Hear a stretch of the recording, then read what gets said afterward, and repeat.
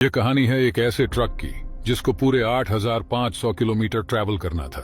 लेकिन मसला सिर्फ यह नहीं था कि ट्रक को इतना लंबा सफर कैसे करवाया जाए, बल्कि असल मसला यह था कि इस ट्रक में बर्फ का एक बहुत बड़ा ब्लॉक रखा गया था जिसको अफ्रीका के आग बरसाने वाले रेगिस्तान से सही सलामत गुजरना था। यानी जिस रेगिस्तान में बर्फ तो क्या, लोहा भी पिघल जाता है, उस रेगिस्तान में इस ट्रक को पूरे 10 दिन गुजारने थे।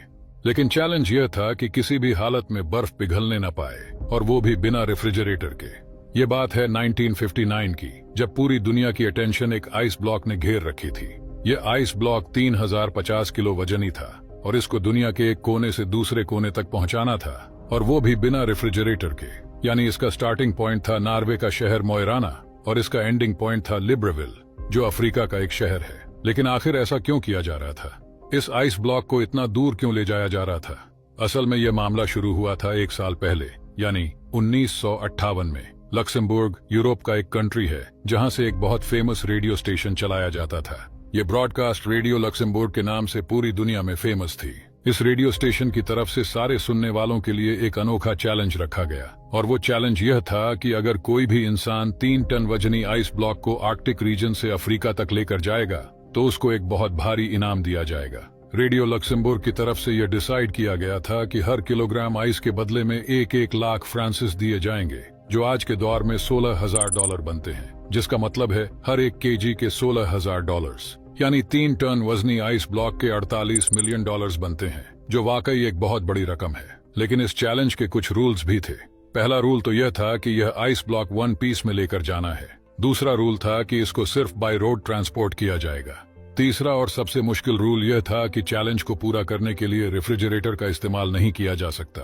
रेडियो लक्समबर्ग ने इतना भारी इनाम इसी वजह से रखा था क्योंकि उन्हें अच्छी तरह मालूम था कि इतना बड़ा आइस ब्लॉक आर्कटिक रीजन से अफ्रीका तक लाना किसी भी सूरत में मुमकिन नहीं है, क्योंकि यह छोटा मोटा सफर नहीं था, बल्कि यह सफर पूरे 8,500 किलोमीटर लंबा था, जिसमें 2,500 किलोमीटर अफ्रीका का वो रेगिस्तान है जहां टेम्परेचर 50 डिग्री सेंटीग्रेड होता है। यानी बर्फ जो फ्रीजर से निकलते ही मिनटों में पिघल जाती है, वो भला इस हफ्तों लंबे सफर में सही सलामत कैसे मंजिल तक पहुंच पाएगी।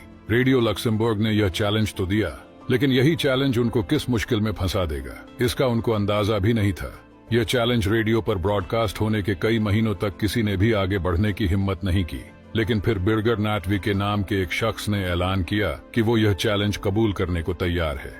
बिर्गर नाटविच, जो कि नॉर्वे में एक इंसुलेशन कंपनी ग्लासवाट का मैनेजिंग डायरेक्टर था, उसका मानना था कि उसकी कंपनी जो इंसुलेशन मटेरियल बनाती है उसे यूज करके यह चैलेंज आराम से पूरा किया जा सकता है। अगर बिर्गर नाटविच यह चैलेंज पूरा करने में कामयाब हो गया तो वो अपनी कंपनी ग्लासवाट और उसके एम्प्लॉयज के लिए काफी सारा पैसा इकट्ठा कर सकेगा। पूरी दुनिया में यह बात फैल चुकी थी कि एक शख्स ने रेडियो लक्समबर्ग का आइस ब्लॉक चैलेंज कबूल कर लिया है। इस काम को अंजाम देने के लिए बिर्गर नाटविच ने एक टीम बनाई और चैलेंज को पूरा करने के लिए काम शुरू कर दिया, जिसकी वजह से न्यूज़पेपर की हेडलाइंस में बिर्गर नाटविक के चर्चे होने लगे। आइस ब्लॉक चैलेंज को पूरा करने के लिए अभी तक जो भी कोशिश की गई थी, जब रेडियो लक्समबर्ग को इसका पता चला तो उन्हें एक बहुत बड़ी रकम खोने का डर लगने लगा, और डर के मारे उन्होंने अपनी यह ऑफर वापस ले ली, क्योंकि ग्लासवाट कंपनी और इसके डायरेक्टर काफी ज्यादा फेमस हो चुके थे। इसी वजह से रेडियो लक्समबर्ग की ऑफर खत्म होने के बावजूद भी बिर्गर नाटविच ने यह चैलेंज पूरा करने की ठान ली थी। उनका मानना था कि अगर उन्हें पैसे ना भी मिले तब भी वह यह चैलेंज पूरा करेंगे, और क्योंकि इससे उनकी कंपनी की पब्लिसिटी इंक्रीज होगी। यह चैलेंज अब शुरू करने का वक्त आ चुका था। यह फैसला हो चुका था। आइस ब्लॉक को नॉर्वे के शहर मोइराना से ऑल द वे अफ्रीका में गैबन के शहर लिब्रेविल तक भेजा जाएगा, जो Denmark, Netherlands, Belgium, France, Spain और मोरक्को के बाद अल्जीरिया के रेगिस्तान से गुजार कर गैबन तक लाया जाएगा। नाटविच की टीम में एक इंजीनियर, 4 ड्राइवर्स, एक ट्रक मैकेनिक और 2 कैमरामैन भी शामिल थे। उन्होंने 3 टन वजनी आइस ब्लॉक को ग्लेशियर से काटने का फैसला किया, लेकिन इतना बड़ा आइस ब्लॉक एक ही साथ उठाना काफी मुश्किल था। इसीलिए 200 किलोग्राम के ब्लॉक्स को काट काट कर हेलीकॉप्टर के जरिए नीचे भेजा गया। नाटविच और उनकी टीम की मेहनत को काफी ज्यादा मीडिया अटेंशन भी मिल रही थी, और इसी वजह से कई कंपनीज ने नाटविक के इस चैलेंज को पूरा करने के लिए उन्हें स्पॉन्सर करना शुरू कर दिया। शेल कंपनी ने फ्यूल का जिम्मा उठाया और केन्या ने उन्हें ट्रक्स दिए जिन पर आइस ब्लॉक को रख कर ले जाना था। 200 किलोग्राम के आइस ब्लॉक्स को नीचे लाकर फिर से फ्रीज किया गया और 3050 किलोग्राम का एक सिंगल ब्लॉक बनाया गया। यह ब्लॉक एक खास कंटेनर में डालकर ट्रक में लोड किया गया। जिसकी साइड्स पर एक खास ग्लास वूल से इसकी इंसुलेशन की गई।